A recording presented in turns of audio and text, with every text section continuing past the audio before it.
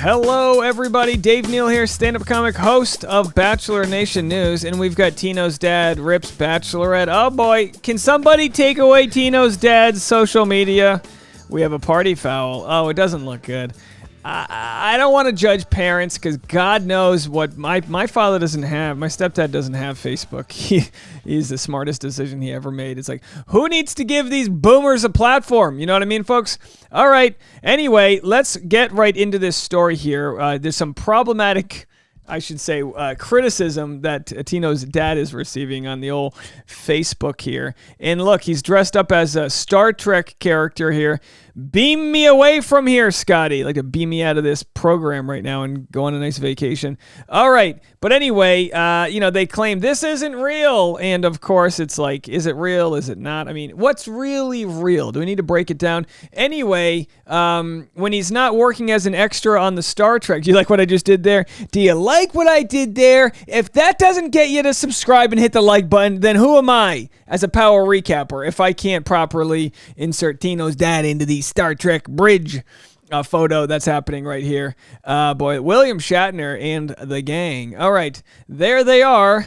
You gotta wear polyester pajamas to beam through space, I guess. So here are the comments and what Tino's dad had to say. As we know, Rachel had a very hard time at Tino's hometown. Tino's a great guy, but yet the parents, I'm getting a weird, like a military vibe from them. Not much smiling, not much laughing at the dinner table. Please pass the potatoes. How was your day today, honey? Well, I read in the newspaper that they're going to be bringing a new type of ice cream flavor to the market. Wow, that sounds like fun. That type of deal. I could be wrong, but the memes are feasting away at him. Oh, you love Tino? What's the name of his childhood imaginary friend and also his blood type? It's like, all right, the parents, they were grilling Rachel, and Rachel's not one to take it. But she had no choice. Anyway, here we have Caitlin Mormon posted Rachel during Tino's whole hometown visit, and that, of course, is a puppy sitting around a fire. This is fine. Things are going fine. And then when she got alone, she was like, I think they hated me. And it's like, no, they didn't hate you. They just hate the process. So let's read a few of his comments. Someone commented this on Tino's dad's Facebook, then his response. First rule from longtime Bachelor franchise watcher, don't sleep with the Bachelorette during taping of the show. Best of luck. These two had a lot of drama on The Bachelor and both slept with him during the show. And then Tino's dad says, we told him the same thing when he left for the show. Can you imagine being a parent to your adult son? Remember, not to have sex on that TV show you're going on. But if you do, always wrap your tool. I don't know. Oh my gosh. And who's commenting on someone, hey, just in case your son thinks he wants to bang, just be careful. Oh my God. Be careful who you bang. You gotta be careful. I mean, that should be true for all circumstances. So Tino's dad defended Tino's honor here. Okay, it's true. Our oldest son is on The Bachelorette and got the first impression rose, whatever that is.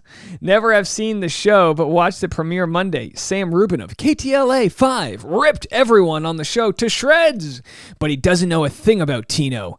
Do a little homework, Sam, before you paint everyone with the same brush. Not sure how we feel about the idea of finding your soulmate on TV, and Sam's right. It's a bit cheesy, but nothing wrong with a little fun. It's not 60 Minutes. Let's hope Tino doesn't bring shame on the name. And above all, he may not be welcomed back home if he cries on the show, but we love him anyway. That's right, Tino. Man the F up. Be a man, Tino. Don't you dare cry. Don't let those tear glands well up with salty liquids as you share your emotions. Do what my dad taught me to do and bury that down. You want cheese? Eat some cheese and just push down your emotions so you have nothing left to share, and then all of a sudden you're 78 years old saying, where did the world go? Anyway, so, okay, I'm having fun. Just broke my microphone. So Tino's dad, everything that's problematic with toxic masculinity, don't you dare besmirch the good name of Tino Franco. Hey, first of all, no offense to the last name Franco, but James Franco is the most famous Franco I know, and he's not exactly giving you guys a good name in the first place. I don't know. Anyway, so first impression rose, whatever that is.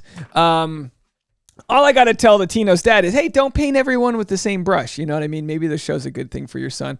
Someone said, awesome entrance. And then Tino's dad said, glad you liked it. Do you watch it regularly? First time for me. Have to stock up on vodka. That's fine. Tino's dad likes a little vodka. That's all right. You know, the vodka helps keep him from crying. Share your emotions. You know what I mean? Good luck to your son. I hope he wins. I hate that show, but I would watch it to see a Franco win. And then Dad Franco says, now what does winning mean? Now, what does winning mean or losing? Not sure there is a good way out. Okay, you know what? Fine. He's a skeptic. We like a skeptic. Sarah in the comment section said, wait, if he cries, WTF, how gross. Kim said, what a bag of dicks. Yeah, I mean, look, it's how it is. It's how it goes here. It's a dad. First of all, they say they never watched the show. So it's like, if you never watched the show, don't be so skeptical. Now, listen, I had a conversation with the She's All Batch podcast and Reality Steve. That'll probably be coming out later today. You'll catch that on my channel and theirs. But we discussed this, and it's like, look, I can understand if parents don't think the show's going to work out. They're not wrong. You know, life is what you make of it. So if you think a certain way, you're going to be proven right 100% of the time. It's law of attraction. If you believe you're not going to make it, you're not going to make it. Now, with that said, statistically speaking, yeah, he's right. It isn't real. It's quasi-real. Maybe something real comes from it, but it's a TV show. There's drama that's thrown in. There's editing and all that. I just think the best way as a parent to tackle the show, and I say this because a lot of parents watch my channel. I've had close conversations with former villains and parents that wanted them to do well from just about every season I've recapped. They love watching the channel. Shout out to you guys. But just don't paint us all with the same brush there, Dad Franco. The best thing to do here is say, like, look, I'm skeptical of the process, but if Tino's happy, we're happy for him. But none of that is said here. None of that is said by Dad Franco. It's all, well, what's it going to do about the family name? That's kind of like a father who wants the son to take over the family business just because it's been the family business. And it's like, Dad, we don't need to own a VHS repair company anymore. You know what I mean? That type of stuff. Okay, anyway, so that's where the dad's at. And then he also brought Bachelor Data into the mix, and she did not let him go lightly. Have a watch. It's time for an emergency post. Do you remember this guy? Yes, the man who gave us possibly the most uncomfortable hometowns to date. Well, it seems like Tino's dad has found my Instagram page. He posted on his public Facebook page, Bachelor update, week 2, and our son Tino is still alive and received another rose. If you barely saw him on this week's episode, it wasn't because you nodded off. A friend shared this graphic. It looks like a piece of luggage received more screen time than Tino. He goes on to say, what nerd keeps these stats? He also said, at least he didn't do a handstand in his Speedo. On a related note, I'm still waiting for my on-air apology from Sam Rubin of the KTLA Morning News. Sam, man up.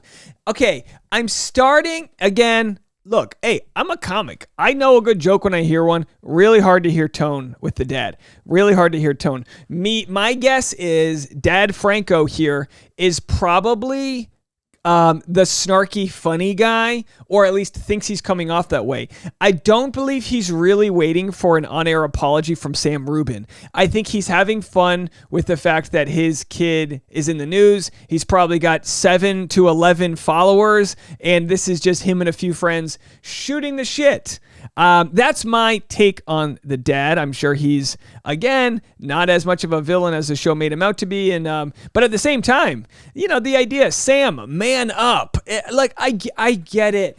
I don't need to say that everyone's a horrible person because he comes from a time where, look, Dad Franco's father could have been a World War II dad where, they just shake each other's hands and say, hello, son. And then when they die, they just barely shed a tear. Dad wouldn't want me to cry. Dad wants me to man up. Goodbye, Dad. And he just closes the casket on life. And then he silently weeps in his closet, and then he wipes away the tears and puts on a happy face until all of a sudden one day he just punches a wall because he's so mad.